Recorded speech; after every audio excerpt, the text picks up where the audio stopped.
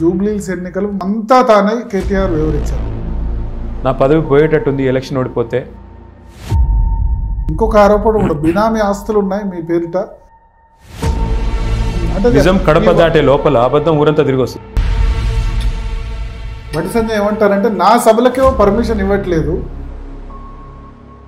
అట్లా మాట్లాడినవాడిని ఎడమకాలు చెప్పు తీసుకుని కొట్టాల. నవీన్ యాదవ్ విషయంలో ఒక బీసీని పట్టుకొని చిల్లర రౌడీ గూండా రౌడీ అని చెప్పి నేను చెప్పడం కాదు, అక్కడ ఉండే హిజ్డాలు చెప్తున్నారు.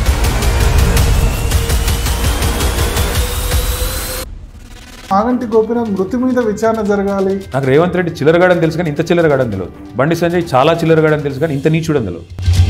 మాగంటి సునీత కుటుంబంలో కొన్ని పరిణామాలు జరుగుతున్నాయి. అనుముల బ్రదర్స్ అరాచక రాజ్యంలో పోలీసులు గడ్డి బీక్తున్నారా?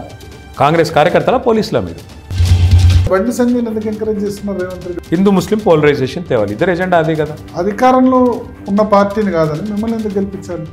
మరి నువ్వేం బీకేవరు? నేను టీఆర్ఎస్ బీజేపీ ఈ రెండు ఒకటే. రేవంత్ రెడ్డి గారి బావమరిదికి మోడీ గారు కాంట్రాక్ట్ ఇస్తారు, 1150 కోట్ల కాంట్రాక్ట్.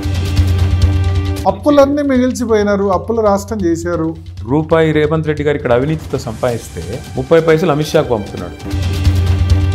కేసీఆర్ కిషన్ రెడ్డిని రండా అన్నారు, ఏ సందర్భంలో దద్దమ్మ సన్నాసి అన్నారు. నా తండ్రినంటే ఇప్పుడు మీ తండ్రినంటే మీకు కోపం రాదా? బరా ఎందుకు తుపాకు తల మీద పెట్టారంటారు? మీ అంటే అదొక మిస్టరీ ఉంది కదా. రేవంత్ రెడ్డికి సహాయ మంత్రిగా మారిపోయిన తర్వాత ఇంక దొంగలు ఎక్కడ పట్టుకుంటారు? మీరు టెంప్ట్ చేసి రుణమాఫీ చేస్తేనే ఈ సిచ్యువేషన్ ఉంది. చెప్పిన సన్నాసి అమలు చేయాలి కదా. హైదరాబాద్లో మీకు అసలు మంచిగా కనబడలేదా? నేను బ్యాగ్లతో దొరికినా కానీ నేను దొంగను కాదు. 6 గ్యారంటీల్లో 2-3 గ్యారంటీలు అమలు చేసామంటే, ఒకటి ఇంటికి బుల్డోజర్ గ్యారంటీ, రెండోది తలకి తుపాకీ గ్యారంటీ. పోసుకున్నా సరే రూపాయి లేని విధంగా ఉంది అని వాస్తవ సిచ్యువేషన్ వివరించే ప్రయత్నం చేశారు. మీడియాకు దమ్ము లేదు, ఇవాళ మీడియాకు వెన్నుముక చచ్చిపోయింది. ఫీజు రియంబర్స్మెంట్, ఆరోగ్యశ్రీ బకాయిలు 2-3 సంవత్సరాల పెండింగ్ అనేది మీ టైంలో కూడా ఉంది కదా. చోటే బాయ్ బడే బాయ్ మాత్రం బాగా కూడబలుకొని ప్రచారం చేస్తారు.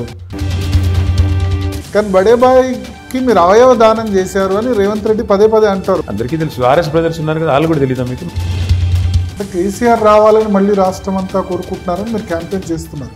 ఇదే బాధ మీతో జర్నలిస్టులతో. మీకు ఏమంటే మీరు కనీసం రాహుల్ గాంధీ అన్నట్టు ఆయన ఢిల్లీలో ఓటు చోరీ అని ఆక్రోశిస్తున్నాడు. ఢిల్లీలో ఉన్న వాళ్ళకి 2-3 ఓట్లు కామనే కదా అక్కడ ఇక్కడ. మీకు కామనేమో, మాకైతే కాదు. కాంగ్రెస్ వాళ్ళకి కామనేమో, మాకైతే కాదు. హుజరాబాద్ మునుగోడులో మీరు కూడా ఇదే చేశారు కదా, మీ మంత్రులు మీ ఎమ్మెల్యేలు. You don't have to argue with me, you can go to people and check.